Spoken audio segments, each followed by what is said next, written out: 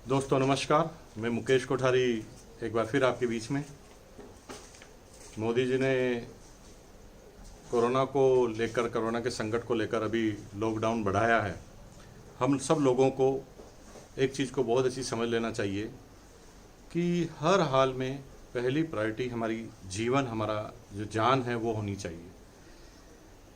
थोड़े दिन में सब कुछ बेहतर होता हुआ नज़र आएगा और हम बहुत जल्दी बहुत बड़ा बिजनेस करेंगे, लेकिन आप ज़्यादा परेशान ना हो अभी जिस पीरियड के लेकर, क्योंकि पूरी दुनिया की एक त्रासदी है, पूरी दुनिया की एक प्रॉब्लम है, इसलिए आप अकेले नहीं हैं इसके अंदर।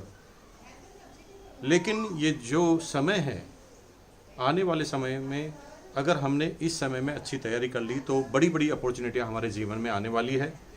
डायरेक्ट सेलिंग, मार्केटिंग के लेकर भी बहुत बड़ी अपॉर्चुनिटियाँ हमारे जीवन में आएगी, क्योंकि लोगों को एक बात समझ में आएगी कि ऐसी चीज़ों का बिजनेस जहाँ पर नेटवर्क बनाकर किया जाए, तो आप देखते हैं कि इंस्टेंट अगर आपका बिजनेस जीरो हो चुका है और जीरो होने के बाद अगर आप इस बिजनेस को वापस चालू करना चाहते हैं तो आपको बहुत चैलेंज आते हैं।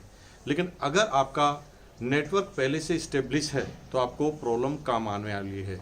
जैसे हम अपने लेवल की बात करें तो हमारा क्योंकि नेटवर्क बना हुआ है तो हमें जीरो से चालू नहीं करना पड़ेगा।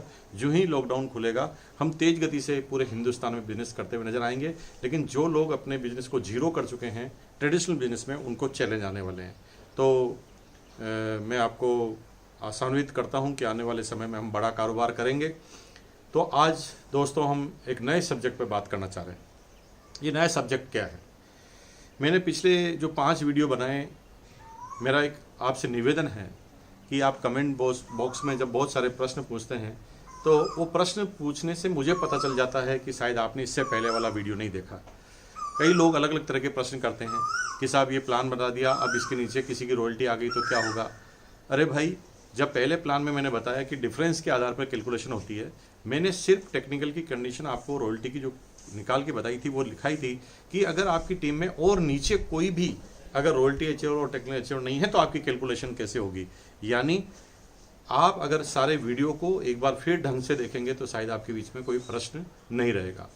आज जो इस टॉपिक को मैं उठाना चाहता हूँ वो टॉपिक क्या है? वो टॉपिक है, नेटवर्क में हम जब आ जाते हैं तो हर आदमी तेज गति से काम करना चाहता है, आगे बढ़ना चाहता है, लेकिन उसके साथ चैलेंज ये है कि जब वो इनिशियल जाता है तो अपने लेग स्ट्रक्चर को नहीं समझ पाता और कई ऐसी गलतियां वो शुरुआत में अपने लेग स्ट्रक्चर बनाने में कर देता है, जिसकी वजह से उसके जीवन में बाद में बहुत प्रॉब्लम आती है, नेटवर्क में बहुत प्रॉब्लम आती है। तो मैं सिंपल सा आपको बताता हूँ तरीका कि जब आप इस बिज़नेस में ज्वाइन होते हैं तो आपको किन बातों का ध्यान रखना है। लेकिन अगर आप पहले से ही ज्वाइन हो चुके हैं और आप गलती कर चुके हैं तो उन गलतियों को आगे जब भी लेग खोलें तो सुधार सकते हैं। दूसरा, जो लोग नए आपकी टीम में आ रहे हैं, कम से कम वो गलती उन लोगों को आप ना करने दें। लेग स्ट्रक्चर एक बहुत बड़ी साइंस है, उसे हमें ढंग से समझना पड़ेगा। अगर हम लेग स्ट्रक्चर को नहीं समझे तो चैलेंज आने वाले हैं आने वाले समय में इस बिजनेस के अंदर। तो दोस्तों, हम बात करते हैं किस तरह का लेग स्ट्रक्चर होना चाहिए। दोस्तों, जनरली जब हम ज्वाइन होते हैं और ज्वाइन होने के बाद जब अपना लेग स्ट्रक्चर अपन बनाते हैं, जैसे 4 लेग खोल दी, लेग स्ट्रक्चर बना दिया, तो क्योंकि मल्टी लेग पर आप काम कर रहे हैं तो गलती क्या कर देते हैं, आप यहाँ पर अपने जो मामा हैं, मामा को एक मामा को ए लेग में ज्वाइन करा देते हैं, दूसरे मामा को दूसरी लेग में ज्वाइन करा देते हैं, तीसरे मामा को तीसरी लेग में ज्वाइन करा देते हैं। अब भुआ बिजनेस समझ गई है और भुआ बिजनेस करना चाहती है, तो आप मुझे एक बात बताइए, आप किस जगह पर अपनी भुआ को ज्वाइन कराएंगे? यहाँ पर आपने शुरुआत में ही अपना लेग स्ट्रक्चर बिगाड़ दिया है दोस्तों, क्योंकि ये तीनों मामा की बहन है भुआ और ये तीनों ही लोग भुआ को अपनी तरफ खींचना चाहेंगे। इस वजह से इन तीनों लोगों के रिलेशन खराब हो सकते हैं आने वाले समय में।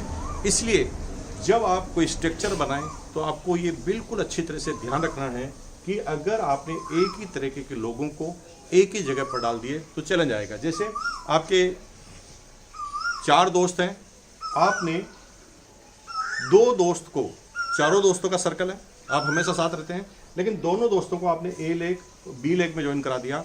अब वो दोनों दोस्त अगर आना चाहते हैं तो क्योंकि वो नेचुरल आपके दोस्त हैं तो इन दोस्तों के भी दोस्त हैं, तो वो चैलेंज में आ जाएंगे कि हम इन दोनों में से किसके नीचे जुड़े हैं। यानी आपने इस बिजनेस के चक्कर में उन दोस्तों में ही फूट डाल दी और आपस में खींचातान चालू हो गई। अब आने वाले समय में जो भी सर्कल आएगा उसके अंदर आपको चैलेंज आने वाले हैं। तो क्या करना चाहिए, कैसे ध्यान रखना चाहिए, जिसके बारे में मैं आपसे बात कर रहा हूँ। तो आगे हम बात करते हैं कि आपके लेग स्ट्रक्चर बनते वक्त आपको किन चीज़ों का ध्यान रखना चाहिए। बेसिकली आप जब लेग बनाएं तो आपको अच्छी तरह ध्यान होना चाहिए।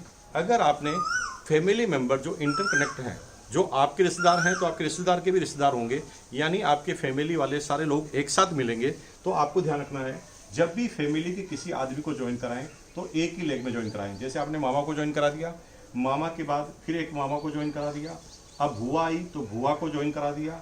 अब यहाँ पर बुआ के हस्बैंड हैं, उनको अगर आपने ज्वाइन कराया तो इन्हीं के नीचे, क्योंकि ये सारे लोग इंटरकनेक्ट हैं और इंटरकनेक्ट होने की वजह से अब ये जितने भी आपके फैमिली मेंबर से संपर्क करेंगे तो वो एक के नीचे एक ज्वाइन होंगे, तो कोई भी इसका विरोधाभास नहीं करेगा क्योंकि वो सभी की डाउनलाइन कहलाएगी।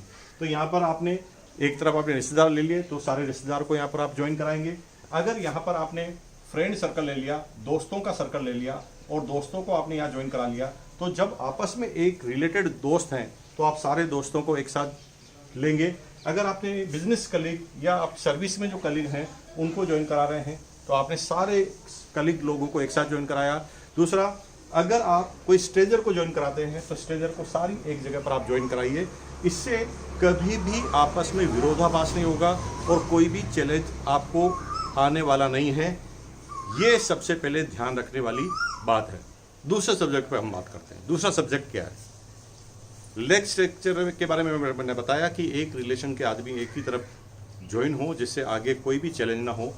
अब हम बात करते हैं कि जब आप किसी को ज्वाइन कराएं या आप अपना बिजनेस चालू करें तो क्या चीज़ों का आपको ध्यान रखना चाहिए। ध्यान नंबर 1, सबसे पहले आपको ध्यान रखना चाहिए कि जब आप किसी को ज्वाइन कराते हैं और अपने नेटवर्क की शुरुआत करते हैं तो तीनों लेगों में, जैसे मान लें आपने 3 लेग खोली, A, B, C और 3 लेग खोली, तो इन तीनों लेगों में पहला आदमी आपका घर का ही होना चाहिए। क्यों होना चाहिए?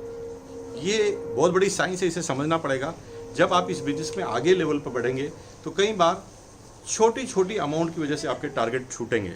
जैसे एग्जांपल, ये लेग में लीडर हैं और ये आपके कंट्रोल में नहीं है, लेकिन इन्होंने मान लो 3,40,000 का बिजनेस किया और आपने इन दोनों लेगों में मिलाकर 1,15,000 का बिजनेस कर लिया, तो आप यहाँ पर रॉयल्टी पे नहीं पहुंचेंगे, क्योंकि रॉयल्टी पे पहुंचने के लिए 3,50,000 का बिजनेस बड़ी लेग में होना जरूरी है, क्योंकि ये आपके कंट्रोल में नहीं। यहाँ पर लीडर ऑलरेडी काम कर रहे हैं यहाँ पर। लेकिन अगर ऊपर के ही पहला आदमी आपका है तो यहाँ पर आप परचेज करेंगे।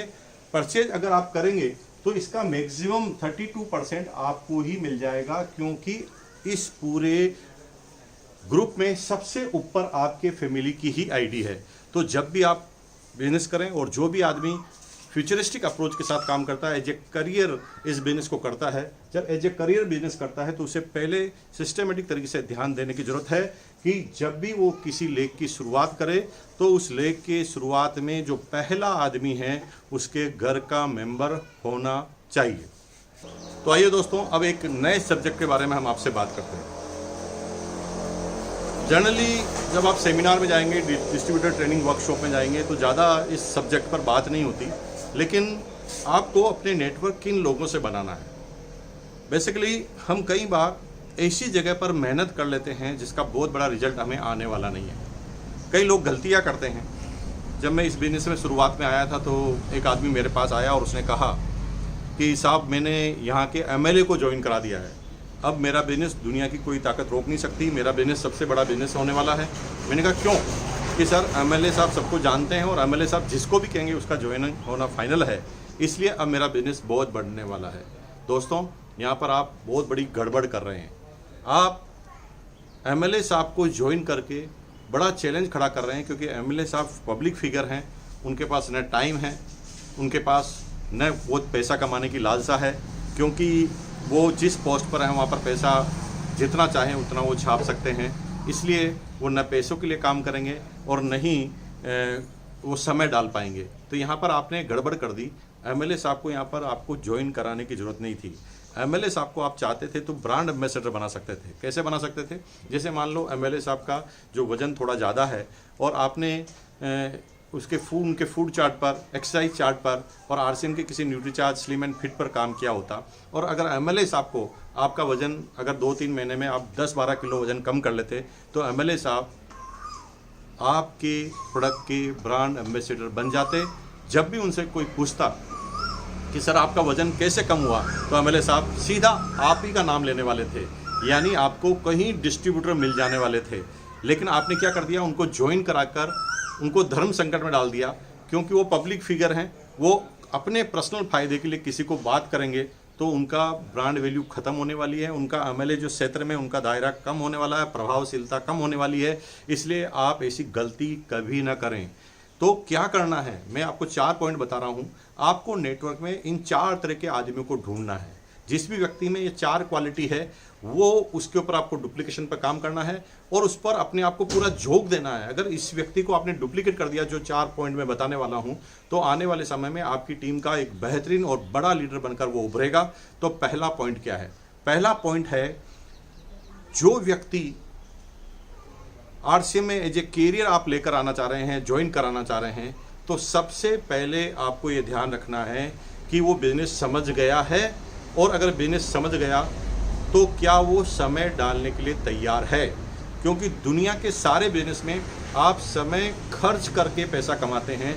डायरेक्ट सेलिंग ही एक ऐसा बिजनेस है जहाँ पर आप समय का इन्वेस्ट करते हैं। जैसे मैं किसी एक व्यक्ति को समझा दूँ और उसे परमानेंट समझ में आए, तो ज़िंदगी भर वो और प्लस उसकी टीम के जितने भी लोग हैं, वो जब भी डायरेक्ट सेलिंग में काम करेंगे तो वो उनके लिए काम तो होगा, मेरे लिए भी काम होगा। लेकिन क्यों हुआ? क्योंकि मैंने कुछ समय देकर समय ही कमा लिया। अब जिंदगी भर वो जब भी डायरेक्ट सेलिंग करेंगे तो मेरे पास टाइम आएगा।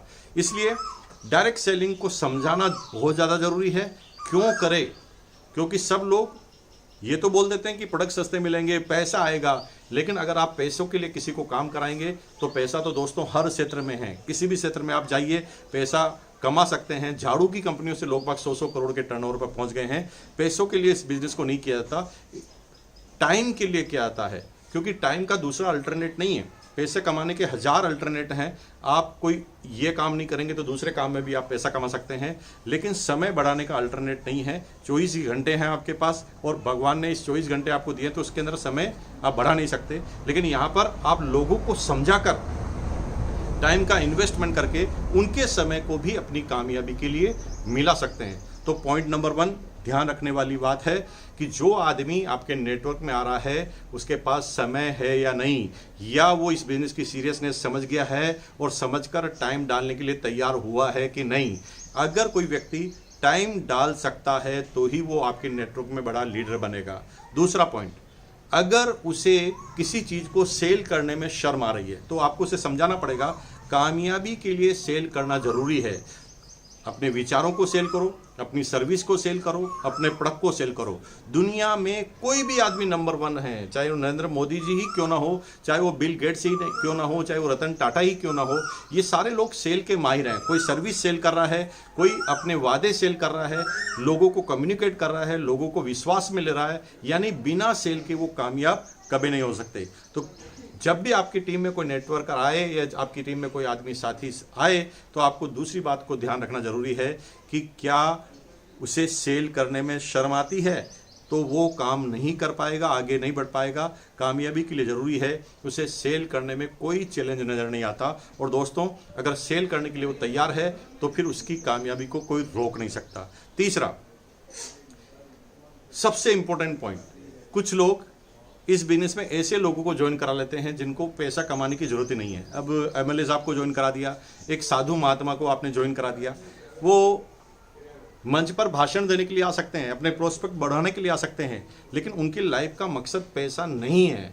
सबसे इम्पोर्टेंट चीज़ है कि क्या आपकी टीम में जो आदमी आ रहा है उसे पैसे की भूख है या नहीं। 2 तरह के 3 तरह के आदमी आएंगे। एक आदमी जो बिल्कुल गरीब है, उसे पैसा चाहिए। दूसरा आदमी जो मिडिल क्लास है, उसे भी पैसा चाहिए। तीसरा जो अमीर आदमी है, क्या वो नेटवर्क नहीं करेगा? जी हाँ, कर सकता है, लेकिन उसको पैसों की भूख होनी चाहिए। अगर वो पैसा कमाना चाहता है तो ही वो नेटवर्क में आ सकता है और नेटवर्क में कामयाब हो सकता है। और चौथे नंबर का सबसे इम्पोर्टेंट पॉइंट, क्या वो सीखने के लिए तैयार है? कहीं वो MBA तो नहीं है। MBA मतलब मैंने बिजनेस एडमिनिस्ट्रेशन की बात नहीं कर रहा हूँ। MBA का मतलब मुझे बहुत आता है। कोई आदमी बोलता है अगर मुझे सब कुछ पता है और सीखने के लिए तैयार नहीं है, DTW के लिए तैयार नहीं है, डिस्ट्रीब्यूटर ट्रेनिंग वर्कशॉप के लिए तैयार नहीं है, बुक्स पढ़ने के लिए तैयार नहीं है, टेप सुनने के लिए तैयार नहीं है, सेमिनार में आने के लिए तैयार नहीं है, तो मेरे दोस्तों ये सबसे बड़ी कड़ी है। उसी की वजह से कोई आदमी कामयाब होता है। तो आप ये देख लें जो आप लोग आपके नेटवर्क में आ रहे हैं उनके पास ये 4 पॉइंट है कि नहीं। पहला, समय डालने के लिए तैयार है कि नहीं, माल बेचने में कोई शर्म तो नहीं है, पैसा कमाना चाहता हो, और चौथा, जिसको सीखने के लिए हमेशा तैयार रहे, वो सीखने के लिए तैयार है कि नहीं है। क्योंकि जितना आप सुनोगे, जितना आप पढ़ोगे, उतना आपके दिमाग में जाएगा, और अगर दिमाग में कोई चीज़ चले जाती है तो वो ऑटोमेटिक समय पर वापस निकल जाती है। तो एक बात के साथ मैं अपने आज के इस वीडियो को ख़त्म करता हूँ। हर जगह पर, हर मीटिंग में, हर सेमिनार में 100 नई बातें होती है, 100 बातें ऐसी होती है जो आप पहली बार सुनते हैं। लेकिन आदमी का दिमाग जब भी कोई चीज़ हाईलाइटेड करता है जो उसके जीवन में बिल्कुल मिरेकल लेकर आई है, वो चीज़ पर वो अटक जाता है, आगे की बातें उसे याद नहीं रहती। लेकिन मज़े की बात है कि अगर किसी सेमिनार में 100 बातें हैं और एक बात भी अगर आपको याद रहती है, तो नियम क्या है, अगर एक सेमिनार में 100 बातें होती है और अगर आपको एक याद हो जाती है तो आप 100 सेमिनार, 100 ट्रेनिंग अटेंड कर लो, आपको 100 बातें याद हो जाएगी। और जिस दिन 100 बात याद हो जाएगी तो आप फिर एक ट्रेनिंग ले सकते हैं, क्योंकि उस ट्रेनिंग में 100 बातें ही होती है, सेमिनार में 100 बातें ही होती है। तो आप भी वर्ल्ड क्लास लीडर बन जाएंगे, आपको लोग सुनना चाहेंगे, आपकी फॉलोअर की टीम बढ़ जाएगी। अगर इन चारों चीज़ों का ध्यान रखा तो आपको कामयाबी के लिए कोई रोक नहीं सकता। मैं फिर नए वीडियो आपको इस लॉकडाउन के पीरियड के अंदर लेके जाऊंगा। आप मेरे चैनल को सब्सक्राइब करें और जो बेल आइकन का बटन है उसको आप पुश करें, ताकि जब भी कोई नया वीडियो आए तो सीधा वो आपके टीम तक जाए। ये सीखने का दौर है, सीखने का समय है, हम सब लोग फ्री हैं। हम ये वादा करते हैं कि हम लगातार इन लॉकडाउन पीरियड में हर रोज़ कुछ नया सीख के जाएंगे। जय हिंद।